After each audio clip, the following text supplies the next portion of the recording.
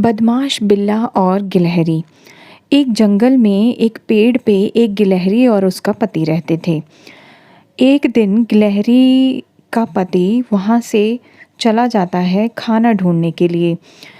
उसके जाने के बाद वहाँ इतनी ज़ोर से आंधी तूफान आते हैं कि वहाँ के सारे पेड़ गिर जाते हैं।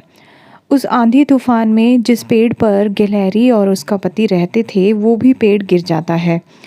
ये देखकर वो गिलहरी बहुत दुखी होती है और सोचती है अब तो मेरा पति भी यहाँ नहीं है, तो अब मैं कहाँ रहूँगी। तभी वहाँ पर एक तोता आता है और वो पूछता है गिलहरी से कि वो इतनी परेशान क्यों है। वो तोते को बताती है कि अब जिस घर में हम रह रहे थे वो तो टूट चुका है, अब मैं कहाँ जाऊँगी। तो तोता उसे बोलता है कि कोई बात नहीं, इस जंगल में और कई सारे पेड़ हैं, तुम अपना नया घर बना लो। उसके बाद गिलहरी एक जगह ढूंढती है जहाँ पे एक उसे अच्छा खासा पेड़ मिल भी जाता है और वो सोचती है ये पेड़ सबसे ज़्यादा अच्छा है। जैसे ही वो अपना घर बना लेती है और वहीं उस पेड़ के नीचे एक बिल्ले की गुफा होती है। बिल्ला बहुत ही ज़्यादा शैतान होता है, बदमाश होता है। वो जंगल के सारे जानवरों का खाना खुद ही खा जाता है और कई बार तो उसकी लड़ाई भी हो चुकी होती है जिससे कि उसकी टांग भी टूट गई होती है, लेकिन वो तभी भी नहीं सुधरता। बिल्ला बहुत ही ज़्यादा बदमाश और बदतमीज़ होता है। उसने देखा कि सामने वाले पेड़ पर गिलहरी आकर रहने लगी है। उसे देखकर वो बहुत ज़्यादा खुश हो गया और सोचने लगा कि ये गिलहरी यहाँ पे रह रही है तो जब ये खाना लेकर आएगी तब मैं भी कुछ खा सकता हूँ। तो एक दिन जब गिलहरी खाना लेने जा रही थी तो रास्ते में उसे वो बिल्ला मिल गया।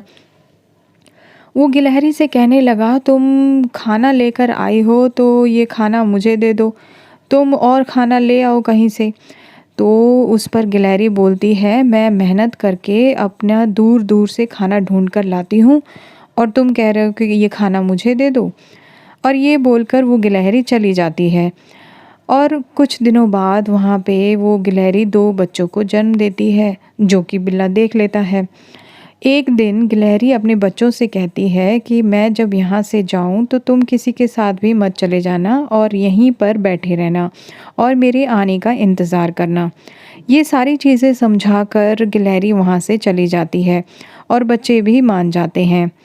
उसके बाद गिलहरी जब खाना ढूंढने जाती है तो पीछे से जब वो वापस आती है तो अपने उन बच्चों को वहाँ ना पाकर वो बहुत ज़्यादा दुखी और परेशान हो जाती है।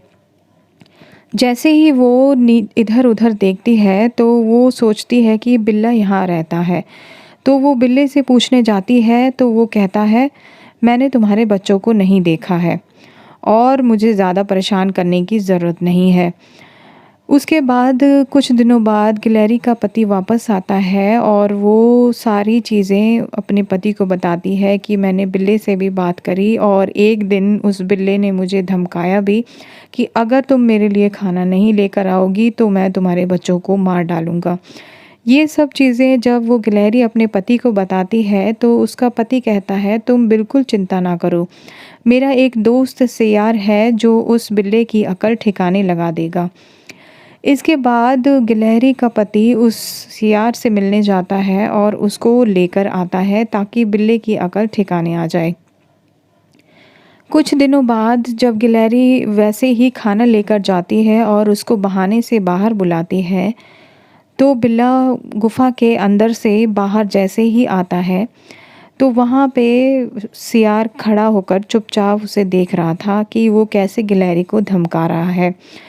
लेकिन ये सारी चीज़ें गिलहरी और उसका पति भी देख रहे होते हैं और उसके बाद जैसे ही वो अपने पति को बताती है कि ये बिल्ला बहुत बड़ा शैतान है तो सियार उनकी मदद करने के लिए तैयार हो जाता है और उसको मज़ा चखाने के लिए वो सियार उस बिल्ले को बहुत बुरी तरीके से पीटता है ताकि वो सबका खाना ना खाए और किसी को भी परेशान ना करे।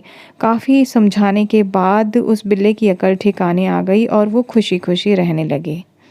तो फ्रेंड्स, आज की कहानी आपको कैसी लगी हमें कमेंट करके ज़रूर बताएं और साथ ही साथ हमारे चैनल को सब्सक्राइब कर लीजिए और बेल नोटिफिकेशंस बटन ज़रूर दबा दीजिए ताकि लेटेस्ट नोटिफिकेशन आप तक पहुंच सके। Thank you so much for watching.